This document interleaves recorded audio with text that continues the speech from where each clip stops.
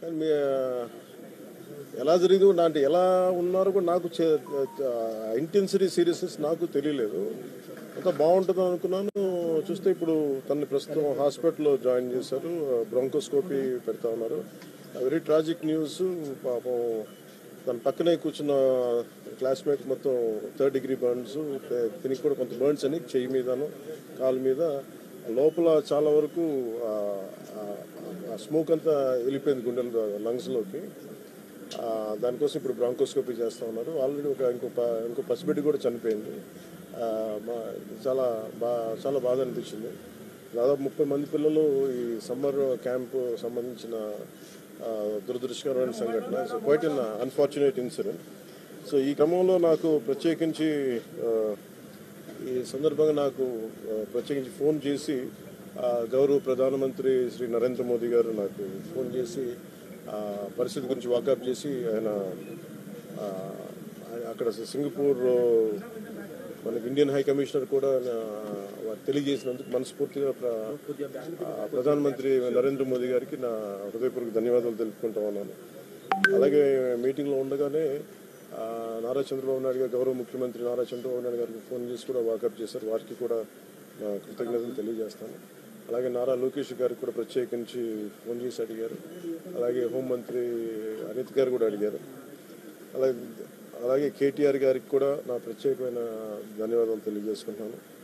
అలాగే ఆంధ్రప్రదేశ్ మాజీ ముఖ్యమంత్రి శ్రీ జగన్మోహన్ రెడ్డి గారికి కూడా నా ధన్యవాదాలు తెలియజేస్తాను. తమిళనాడు మాజీ ముఖ్యమంత్రి శ్రీ ఎడప్పాడి పళనిస్వామి గారికి, కేంద్ర మంత్రులు కిషన్ రెడ్డి గారికి, బండి సంజయ్ గారికి, ఆంధ్రప్రదేశ్ ఉపసభాపతి రఘురామకృష్ణదాస్ గారికి, రాష్ట్ర మంత్రులు అచ్చెన్నాయుడు గారు, నాదెండ్ల మనోహర్ గారు, దుర్గేష్ గారు, బీజేపీ ఓబీసీ మోర్చా అధ్యక్షులు doctor K Laxman garu, BRS working president Shri KTR garu, అలాగే మిగతా ఎంపీలు, ఎమ్మెల్సీలు హరీష్ రావు గారికి, అలాగే ఆంధ్రప్రదేశ్ గవర్నర్ జస్టిస్ అబ్దుల్ నజీర్ గారికి, తెలంగాణ రాష్ట్ర ముఖ్యమంత్రి గౌరవ ముఖ్యమంత్రి రేవంత్ రెడ్డి గారికి, పౌర విమానయాన శాఖ మంత్రి శ్రీ రామ్మోహన్ నాయుడు గారికి, ప్రతి ఒక్కరికి పేరు పేరున ధన్యవాదాలు. అలాగే నా తోటి నటీనటులందరూ కూడా మనస్ఫూర్తిగా ఈ సందర్భంలో నాకు వారి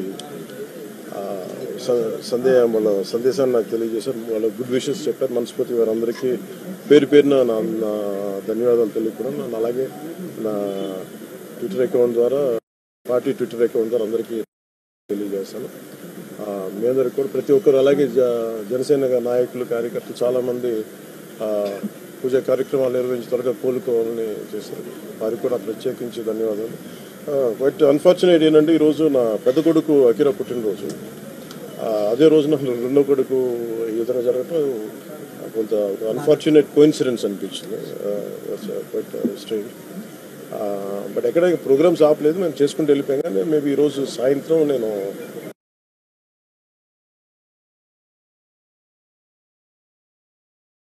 కావాలంటే మేము చేస్తామని చెప్పాను. సో మనస్ఫూర్తిగా మీ అందరికీ పేరు పేరున మీడియా మిత్రులందరికీ ప్రతి ఒక్కరికి పేరు పేరున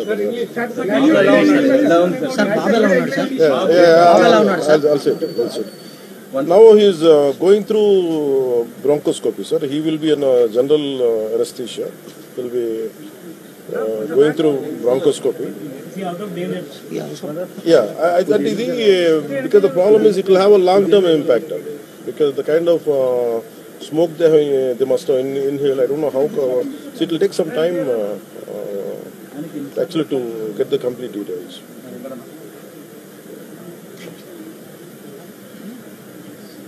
So I would like to convey to national media my wholehearted gratitude and heartfelt namaskars to the Honorable Prime Minister Sri Narendra Modi ji for giving me a call and assuring me that everything is going to be all right. And he gave a great support through Indian High Commission in Singapore. In a tragic incident which happened today, my son is being a part of it. And they were supposed to attend a summer camp with 30 students, and it resulted in some fire accident. And I was doing a particular under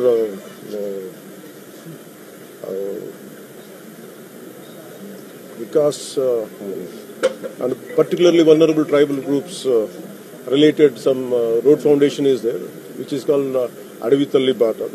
I've been visiting there.